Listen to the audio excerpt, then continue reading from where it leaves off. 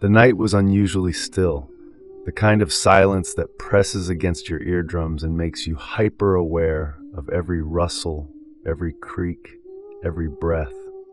Abby sat on the edge of the couch in their dimly lit apartment, her fingers nervously tracing the rim of her coffee mug. The clock on the wall ticked loudly, each second echoing like a hammer strike. It was 11:47 p.m., and her husband Daniel had been gone for over 4 hours. He'd left after dinner, muttering something about meeting up with his old college friends.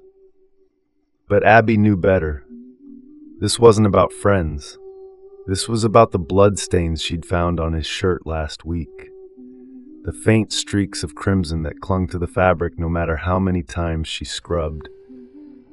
And then there were the hairs, long, dark strands that didn't belong to her, tangled in the fibers of his jacket. Abby had tried to convince herself it was nothing.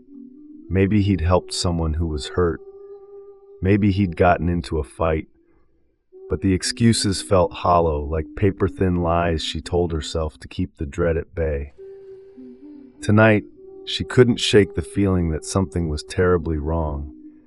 Her stomach churned as she stared at the door, her mind racing with possibilities. What if he was cheating on her? What if he was in trouble? What if it was something worse? The thought made her shiver. She grabbed her coat and slipped on her sneakers, her hands trembling as she tied the laces. She had to know. She had to see for herself. The apartment felt suffocating, the walls closing in as she stepped into the cool night air. The streets were eerily empty, the glow of the streetlights casting long, distorted shadows. Abby kept to the darker patches, her heart pounding as she followed the path Daniel usually took. She'd tracked his phone earlier, marking the location he'd gone to last month. It was a remote area on the outskirts of the city, near the dense woods that stretched for miles. The kind of place where no one would hear you scream. The drive felt endless, each mile stretching her nerves tighter. When she finally reached the edge of the forest, she parked her car behind a cluster of trees and stepped out, the crunch of leaves underfoot making her wince.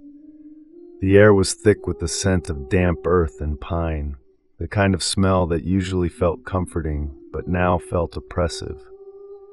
She pulled out her phone, the screen casting a faint glow on her face as she checked the map. He was here, somewhere in these woods. Abby moved cautiously, her breath coming in shallow gasps. The trees loomed overhead, their branches twisting like skeletal fingers against the moonlit sky. Every sound made her jump, the snap of a twig, the rustle of leaves, the distant hoot of an owl. She clutched her phone tightly, the light barely piercing the darkness.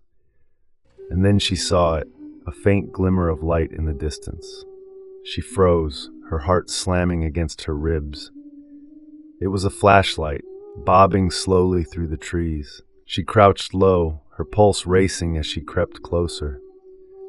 The scene that unfolded before her made her blood run cold. Daniel was there, his back to her, digging a hole in the ground. The beam of his flashlight illuminated the gruesome sight, a young woman's lifeless body lying nearby, her face pale and ghostly in the moonlight. Abby's breath caught in her throat, a strangled sound escaping her lips. She clapped a hand over her mouth, her eyes wide with horror.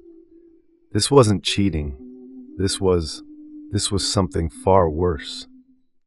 She watched in stunned silence as Daniel finished digging and rolled the body into the shallow grave. His movements were methodical, almost robotic, as if he'd done this 100 times before. Abby's mind reeled, her thoughts a chaotic jumble of fear and disbelief. How could she not have known? How could she have lived with this man, shared a bed with him, and not seen the monster lurking beneath the surface? Tears streamed down her face as she backed away, her legs trembling so badly she could barely stand. She had to get out of here. She had to call the police. But as she turned to leave, her foot caught on a root and she stumbled, the sound of snapping branches echoing through the silence. Daniel's head snapped up, his flashlight sweeping the trees. Abby dropped to the ground, her heart pounding so loudly she was sure he could hear it. She pressed herself into the dirt, her breath coming in shallow, silent gasps. The beam of light passed over her, inches from where she lay. She squeezed her eyes shut, praying he wouldn't see her. For what felt like an eternity, she stayed there, frozen in terror. Finally, the light moved away, and she heard the sound of dirt being shoveled again. She didn't wait. She crawled backward, inch by agonizing inch, until she was far enough to risk standing. Then she ran, her legs pumping as she fled through the trees. Branches clawed at her face and arms, but she didn't care. She had to get away. She had to. A hand clamped over her mouth, yanking her backward. Abby's scream was muffled as she was dragged into the shadows. She thrashed wildly, her nails digging into the arm that held her. "Shh!" a voice hissed in her ear. "It's me! It's me!" Abby froze, her body going limp with shock. It was Daniel. He'd seen her. He'd known she was there all along. Panic surged through her veins as she struggled against his grip, but he was too strong. He dragged her deeper into the woods, his breath hot against her ear. "You shouldn't have followed me, Abby," he whispered, his voice chillingly calm. "Now you've left me no choice." Abby's mind raced, her thoughts a blur of terror and desperation. She had to get away. She had to survive. As they reached a clearing, she saw her chance. With a burst of adrenaline, she stomped on his foot and elbowed him in the ribs. He grunted in pain, his grip loosening just enough for her to break free. She sprinted into the trees, her lungs burning as she ran blindly through the darkness. Behind her, she could hear Daniel's footsteps, his breathing heavy with rage. She didn't look back. She couldn't. The forest seemed to stretch on forever, the trees closing in around her. Her legs felt like they were made of lead, but she pushed herself harder, faster. She had to get to her car. She had to escape. But as she burst into the clearing where she'd parked, her heart sank. Daniel was standing right next to her car, waiting for her. Abby's mind raced as she scanned the area, her eyes landing on a narrow trail leading deeper into the woods. It was her only chance. She took off down the path, her breath coming in ragged gasps. The sound of footsteps behind her grew louder, closer. She could hear Daniel calling her name, his voice cold and mocking. "You can't run forever, Abby," he taunted. "You're only making this harder on yourself." Tears streamed down her face as she ran, her legs screaming in protest. She didn't know where she was going, only that she had to keep moving. The trail twisted and turned, the trees growing denser. And then, suddenly, she saw it, a small cabin, its windows dark and foreboding. She hesitated for a split second before darting inside, slamming the door shut behind her. The cabin was empty, the air thick with dust and decay. She barricaded the door with a heavy wooden table, her hands shaking as she pushed it into place. Outside, she could hear Daniel's footsteps, his voice growing louder as he approached. "Abby," he called, his tone sickeningly sweet. Come out, wherever you are." She pressed herself against the wall, her chest heaving as she tried to stifle her sobs. The door rattled as Daniel tried to force it open, his laughter sending chills down her spine. "You can't hide from me, Abby," he said, his voice dripping with malice. "I'll always find you." Abby's eyes darted around the cabin, searching for a way out.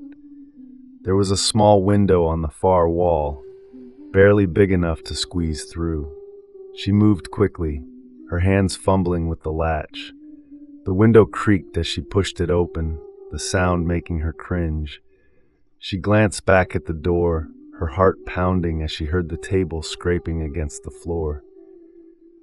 Daniel was breaking in. With a surge of desperation, she climbed through the window, her body scraping against the rough wood. She landed hard on the ground outside, pain shooting through her knees. But she didn't have time to think about it. She scrambled to her feet and took off running, the sound of Daniel's enraged screams echoing behind her. The forest seemed to blur around her as she ran, her vision tunneling. She didn't know how long she ran, only that she couldn't stop. Not until she was safe, not until she was far away from him. Finally, she burst out of the trees and onto a deserted road. Her legs gave out and she collapsed onto the asphalt, her body trembling with exhaustion and fear. She fumbled for her phone, her fingers shaking as she dialed 911. "Help me," she whispered, her voice breaking. "Please help me." The operator's voice was calm and reassuring, but Abby could barely hear it over the sound of her own heartbeat. She stayed on the line, her eyes scanning the darkness for any sign of Daniel, but he was gone. For now. When the police arrived, they found her huddled on the side of the road, her clothes torn and her face streaked with dirt and tears. She told them everything, about the bloodstains, the hairs, the bodies in the woods. They searched the area, but Daniel was nowhere to be found. He'd vanished, leaving behind only the chilling evidence of his crimes. Abby never went back to the apartment. She couldn't. Every corner of that place was tainted with memories of the man she thought she knew, the man who had lied to her, deceived her, and tried to kill her. She moved to a new city, changed her name, and tried to start over. But the nightmares followed her, haunting her sleep with visions of Daniel's cold, empty eyes. Years passed and Daniel was never caught. The case grew cold, the files gathering dust in some forgotten corner of the police station, but Abby never forgot. She couldn't, because every time she closed her eyes, she could still hear his voice, whispering in the darkness. "You can't hide from me, Abby. I'll always find you." If this story sent a chill down your spine, don't forget to like and subscribe for more terrifying tales that blur the line between nightmare and reality. The scariest stories aren't just fiction, they're warnings. Evil hides in plain sight, waiting for the perfect moment to slip into your world. Stay cautious, stay aware, and remember, some stories don't end when you stop listening. Until next time, keep your doors locked and your eyes open.